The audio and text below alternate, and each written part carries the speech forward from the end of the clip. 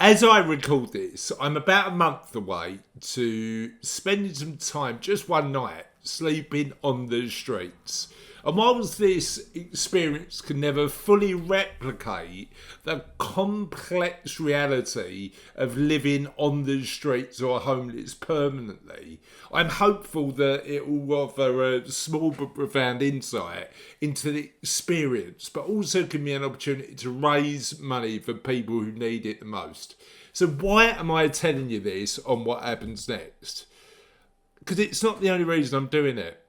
Actually, I'm just sleeping on the streets and therefore raising money for people who really need it. Because I know it's going to make me feel better too. Because it's something I can proactively do to help others. So in this video, I want to talk about helping others in your community and why it should be an important factor to consider doing in the next chapter of your life. The power of kindness to ensure you live a life full of well-being, and the small incremental actions you can take to live a life really well lived that includes helping others. Welcome to What Happens Next.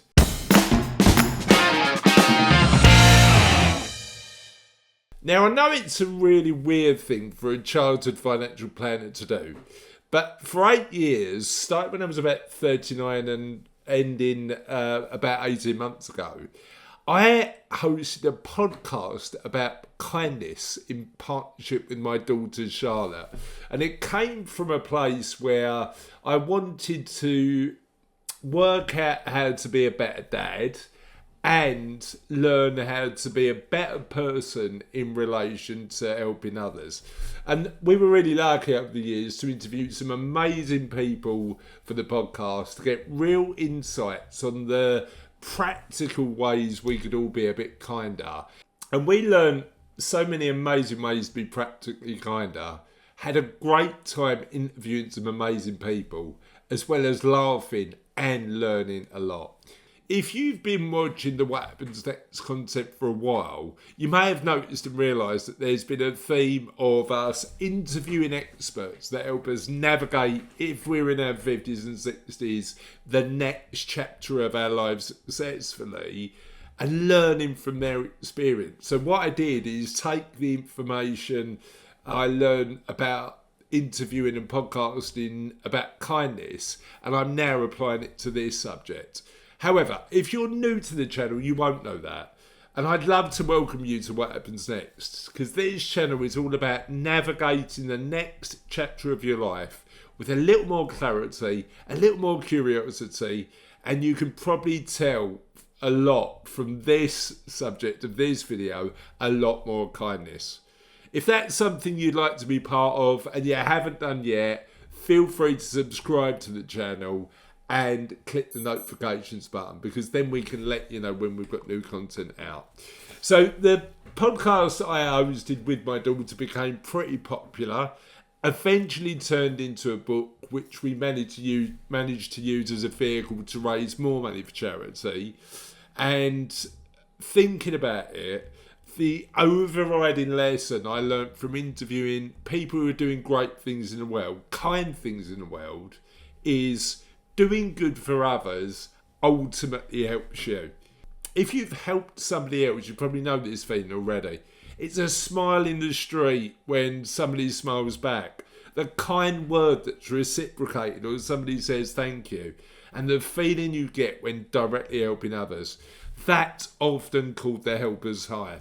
Now, when I was writing the Kindness Project book, I learned about the helper's high and why when we do good for somebody else, your brain releases serotonin, dopamine and oxytocin, the chemicals of happiness, trust and calm. That's why it feels so good to help others. It's biology as much as morality. And that's the thing. We talk about purpose as something we need to find, but often we find purpose not through looking internally, but through helping others. So sleeping on the streets is a tiny thing I can do to raise money who are living in that environment every day, but also to understand more about what it's like to go through that experience. It's important to think about the fact that all areas of well-being, including physical, financial, occupational and social well-being, all matter. However, I believe that if you want to live a life really well lived, kindness and community well-being, the act of simply showing up for others when they need it, is something you really should consider. Now, for those of us that need a framework when we're thinking about well-being, we've actually designed a quiz on the What Happens Next website for free. You can go on there and do it now, and it will cost you $0. That will give you an insight into the areas of well-being where you're particularly strong and the areas of well-being where you might consider making an improvement. You can find the QR quiz, a link to a QR code to do the quiz now below, but you can also click on the notes. There'll be a link in the notes that sends you directly to the quiz and you can do it. So, thinking about kindness in our own lives, here's things that I believe you'd benefit from thinking about, and questions to ask yourself that might help you become incrementally a little bit kinder. Firstly, what's the one small act you can do this week which would make somebody's life better? That might include volunteering your time to a cause you believe in, making a call to a friend or family member that's going through a tough time, or donating to a cause that matters. Because if you're trying to work out what happens next in your life, spending time intentionally helping others might get you closer to that answer. Now, I don't want to go all Bob Geldof, but I am fundraising, so I would love your help. So if you can lend me a hand to an amazing charity, I've also put the link to sponsor me for my particular sleep out too. Any donation can make a big difference, particularly because I know the One Love Project, the charity that I'm fundraising for, does amazing work.